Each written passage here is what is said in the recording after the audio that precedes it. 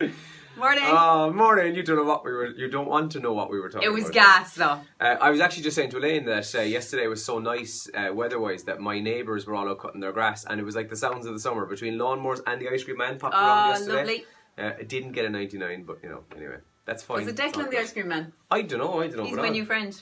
Oh yeah, new BFF, the ice cream man. It's kind of sad, Elaine. I know the ice cream man anyway from coming into the estate, obviously, but had him over for the birthday party last week. Oh, that's right. Yeah, your girl's birthday. So it was lovely. She got to pull the ice cream. I was just going to say, did you get to pull him? That's great. Yeah, the birthday girl or boy gets to go in and pull the ice creams. Ooh, who was better? And he was fat. He's a lovely guy. Who was better at pulling 99s, mom or daughter? Because you pulled 99s last year on our videos, remember? Yeah, actually, probably her.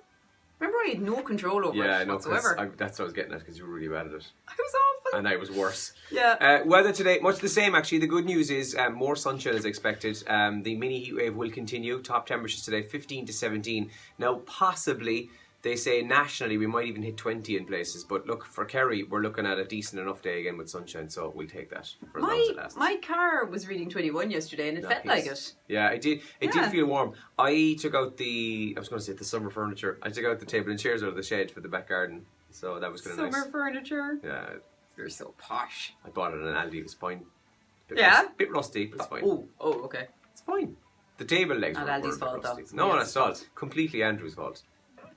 Did you not look after it? No, the chairs are perfect. The table not so much, because the table was the last to go into the shed. It was left out much longer than the chairs. Okay. So I lay out yesterday in my garden for a while as well. Oh, it was gorgeous. Yeah, I got your Snapchat of your cat enjoying the sun. Me and the cat. Yeah. It's lovely.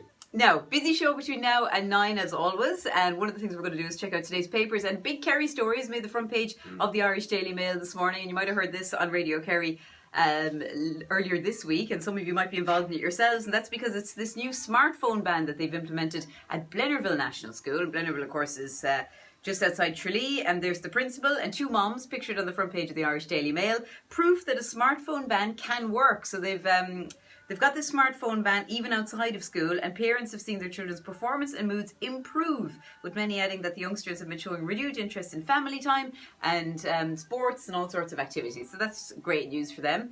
Very, very sad story as well. I was reading about this last night and it scared the life out of me. It's from the Irish Daily Mail, and it's about an Irish mum. Anguish of the mother sentenced to death by a smear test blunder. So this is a woman who's got terminal cervical cancer, and she's suing because her previous smear test had come back as normal, had been reported as normal, but it turns out that there had been abnormal cells in it.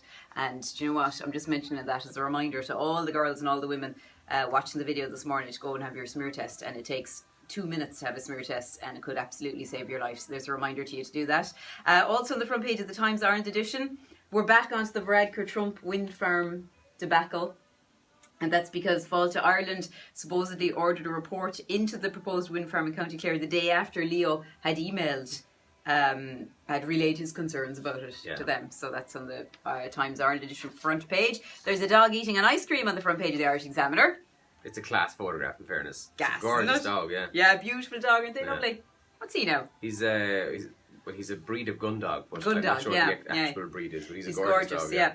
And also, Time have named Leo Varadkar one of the 100 most influential people. That's in the Irish Examiner as well this morning. The top trends in Ireland this morning: Sex Ed Bill. The bill to introduce factual and objective sex education in schools passes the latest stage in Dáil Éireann yesterday evening. Pitch for Progress is trending this morning as well. It's the All Ireland Business Summit which is taking place. That's trending. And Supermarket Sweep. Now, it's trending for two reasons. Obviously, Dale Winton died, and a lot of people paid respects and tributes to Dale yesterday. But the other reason it's trending is that completely and coincidentally linked with the same timing of his death, is that they've announced there will be a kind of a reboot series of Supermarket Sweep. Oh. That was about to be announced this week anyway, and then coincidentally Dale actually... But he wasn't going to present it, No, he wasn't going to be presenting it, no. But they're saying that despite his passing, the series will still go ahead. I think it had been already ordered and paid for. So I was reading about him last night, Andrew, and he sounds like he was a sad enough character. Yeah, he had a tough life behind the camera. Like, he had a very tough life by all accounts, lost both his parents very young. I just read. I read a good from depression for a fair bit. Depression, and I just reading about him last night. It just sounds like he just wasn't a happy guy. You know, it's very sad. And the very sad. So the new reboot of that is going to go ahead. And speaking of reboots, I just found this out the other day, and I was telling Elaine as well. So Top Gear, right? The boys from Top Gear left. They went to the Grand Tour and they made their millions and so on from Amazon. They're all doing different projects. And in May, the new series of Who Wants to Be a Millionaire is back with Jeremy Clarkson as the presenter. You mentioned this in the office yesterday. Yeah. What? Yeah, I didn't know this. It was announced last week, but it's May 10th or 11th, I think. There's war about this. Because obviously he's a love-hate character. He's the Marmite character, really, Jeremy Clarkson. But there's war because not so much that he's the guy who they chose to present it, but it's not Chris Tarrant. Yeah, so, okay. you know, but they're going to go for a new field. So he's the new presenter of Who Wants to Be a Millionaire on ITV coming in May, which came out of absolutely nowhere. My initial reaction is that it's a good idea. I think he'd be good. He would be good. Yeah. Well, you see, putting aside his opinions and his strong public opinions and so on, he's a highly intelligent man, and I think actually he'd be quite good at it. Do you know what I love? I was just talking about it recently with one of my friends. The Weakest Link. Oh yeah, it's still on TG Carr, the reruns with so class, Anne Robinson. isn't she? It's kind of fancy her as well. Yeah, I know. Yeah, she's weirdly hot, isn't she? Yeah, weirdly attractive, Yeah. Anne Robinson. You are Sorry, the you're not weird, Anne, if you're watching. She do wouldn't find care. her quite attractive. You are the Weakest Link. Yeah, Goodbye. she just inspired me. And today, by the way, is one of 23 that medieval folk considered to be a dismal day. So today's the first of 23 days in the year. What is it? April the 20th. Did they not have weekends, medieval folk? No weekends, lads. It's Friday! Yeah, so I think it's just the date. So What's the plan for this weekend? What is going on? I have a match tonight. I'm actually out in Ballycity Garden Centre tomorrow. Daniel Bohan, saxman, former Kerry player, was on talk about this. And there's a special day organised to raise funds for Downs and Ireland. Exactly. Brilliant, yeah. In Ballycity. So I'm there tomorrow for that. Francis Jones is there as well. And what am I doing Sunday? I have a match as well. I'm DJing tomorrow night. I've been at that. It's a really nice family day out. And weather looks kind of pretty good for it, so it should be nice. Now, here's a clue as to what we're doing on the show today.